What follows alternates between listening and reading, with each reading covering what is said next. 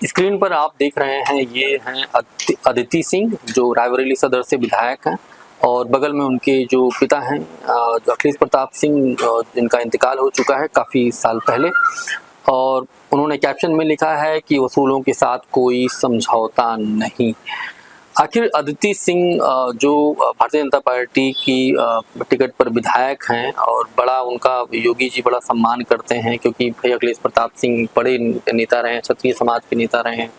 और अदिति और कोई छोटे मोटे उस तरह नेता थे भी नहीं, 5 बार विधायक रहे हैं, निर्दलीय जीते, बाद में कांग्रेस के थिंक टैंक थे वो, कांग्रेस के मतलब कांग्रेस वहाँ पर अगर खड़ी होती थी तो अखिलेश प्रताप सिंह का बड़ा उसमें योगदान था, कि जिनकी वजह से लगातार कांग्रेस वहाँ से जीतती रही है। और फिर अदिति सिंह बाद के दिनों में 17 में वे पहली बार विधायक होती हैं, फिर 18-19 लोकसभा चुनाव से पहले जो है या शायद बाद में वे बीजेपी में शामिल हो जाती हैं, और काफ़ी भला बुरा कहती हैं कांग्रेस को। और अब सिचुएशन इनकी बीजेपी में ये हो गई है कि उनको इस तरह का ट्वीट करना पड़ रहा है अदिति सिंह को, वसूलों के साथ कोई समझौता नहीं।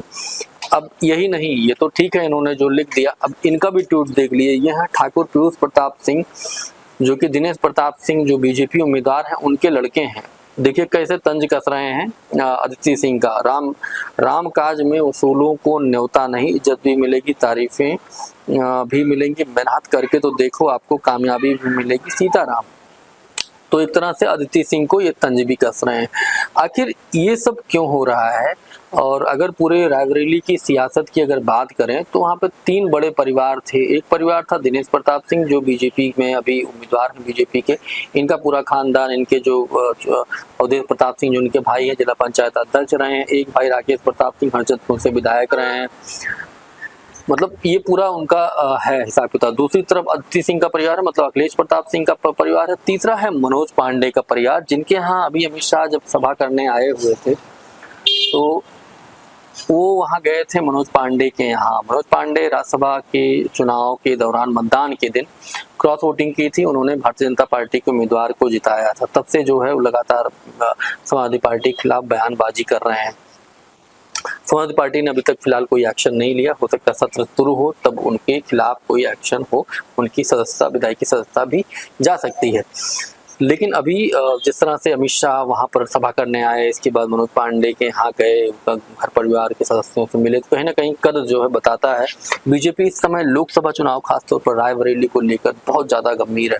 तमाम बड़े लोगों को शामिल करा लिया है लेकिन एडजस्टमेंट नहीं कर पा रहे हैं। अब बताइए अदिति सिंह कहीं चुनाव प्रचार में दिनेश प्रताप सिंह के जा ही नहीं रही हैं, और अगर वो अपनी पीड़ा जो है व्यक्त कर रही हैं कि अपने आत्मसम्मान की बात कर रही हैं, तो उन्हीं का लड़का जो है, ये दिनेश प्रताप सिंह का जो लड़का है, उन पर तंज कस रहा है। गजब हाल है इन लोगों का।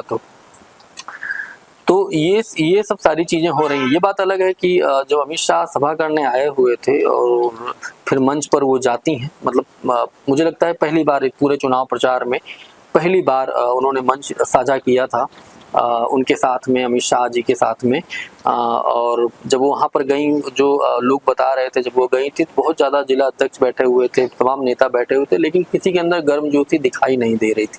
और जाहिर सी बात है भैया, दिनेश प्रताप सिंह बताइए मंत्री हैं, उनका भाई चुनाव हारा राकेश प्रताप सिंह, इसके बावजूद उनको एमएलसी बनाया गया, मंत्री बनाया गया। अदिति सिंह के पिताजी 5 बार विधायक रहे हैं, 2 बार 17 में वो पहली बार कांग्रेस के टिकट पर जीती, फिर 22 में बीजेपी के टिकट पर। इसके बावजूद अभी कुछ नहीं पता है कि उनको मंत्री बनाया जाएगा कि नहीं बनाया जाएगा।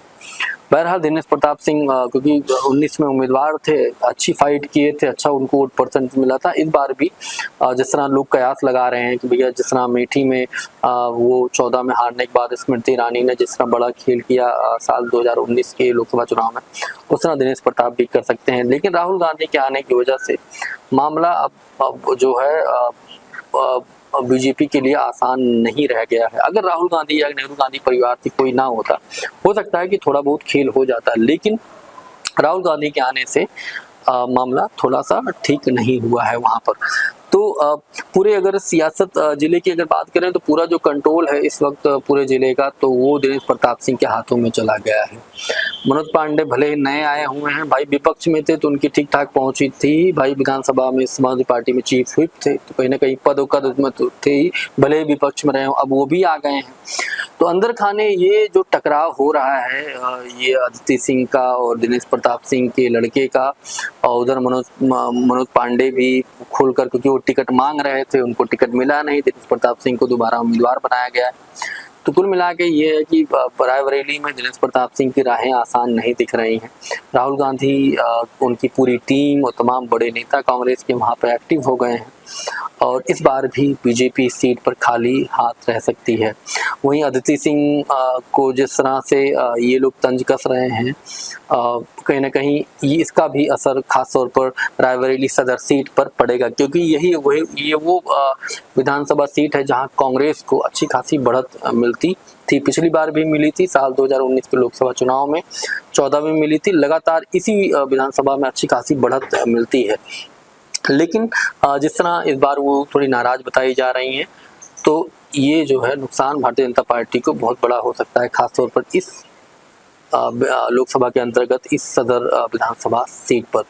इस वीडियो में यही इतना ही। आप देखते रहिए शैलेंद्र सिंह लाइव। बहुत बहुत शुक्रिया, धन्यवाद।